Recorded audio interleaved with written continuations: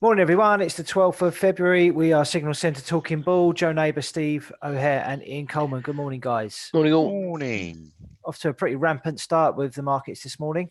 Yeah, panic over. Panic over coronavirus like it never happened. Yeah, it's all slowing down and we're all going to be fine. All done. All Susie Plum. Sorted. I was reading a report yesterday that was saying it was going to take 18 months to get a vaccine.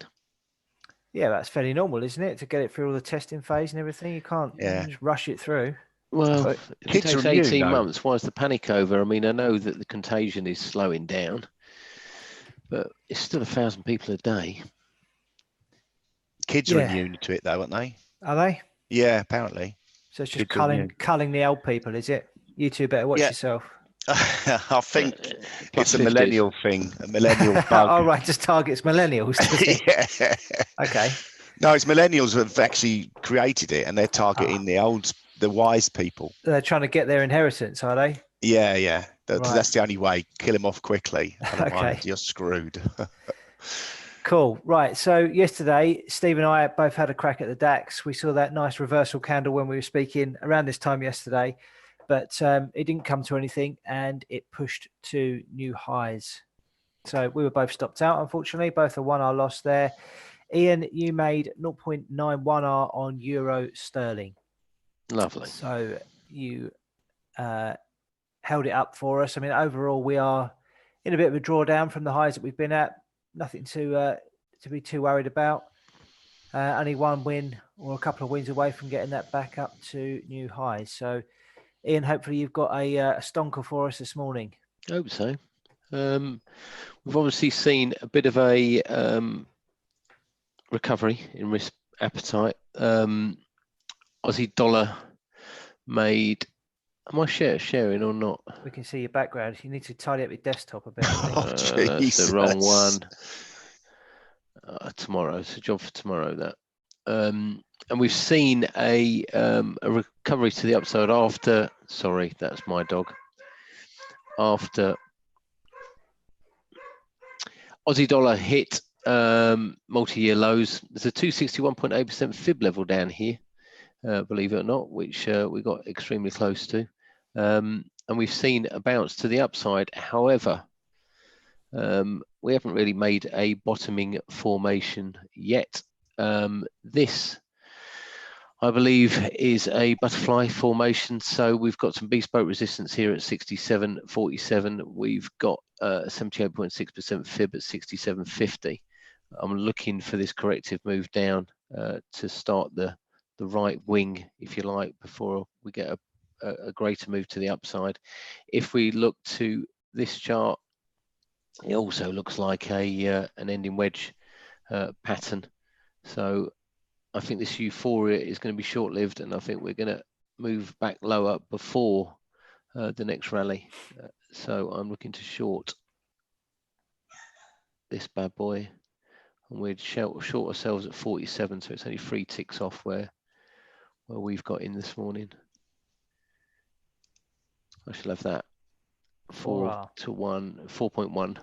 So 67.44, targeting 66.72. We'll stop at 67.62. Okay. Nice. Lovely stuff. Steve, you got anything or do you want me to go? Yeah, I don't mind going. I'm going to go sterling, New Zealand dollar. This is one I analyse in the evenings, and at this level around to the figure has worked very, very well for me over the last while anyway. It's got a psychological level. We've had a sell-off overnight, coming back to retest this to the figure. And I'm going to buy into it, although this looks like a little bit of a bearish flag. Going to completely ignore it. I'm going to get long at 222. My stop, I'm going to have a sensible stop on it, which will be new lows, which isn't far away really.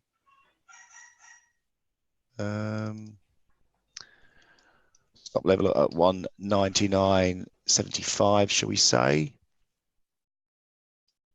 and a target of 202. There we go. What you got on that then?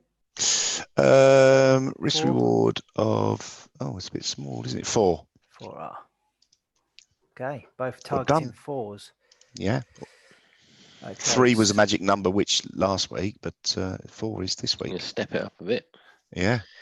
Okay, so I'm looking at US dollar, Swiss franc. Just share my screen. Some mixed signals on the sort of multi-time frame charts. This is the weekly chart, first of all. So bit of a bullish channel, a nice big bullish candle last week, which didn't quite engulf the previous week, but still looks quite interesting.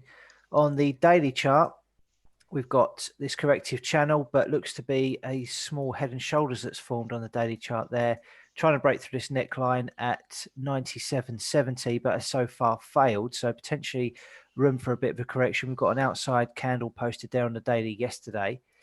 So with that, I'm actually going to look at this purely from an intraday basis and try and sell it for a small correction lower. So we've seen this move up here. We've broken the trend, potentially formed a very small top pattern here, broken down below these key supports at 97.64 and retested it this morning before selling off again. So I'm going to jump on that now. So we've got what, 97.55. I'm going to place a reasonably tight stop, 18 ticks.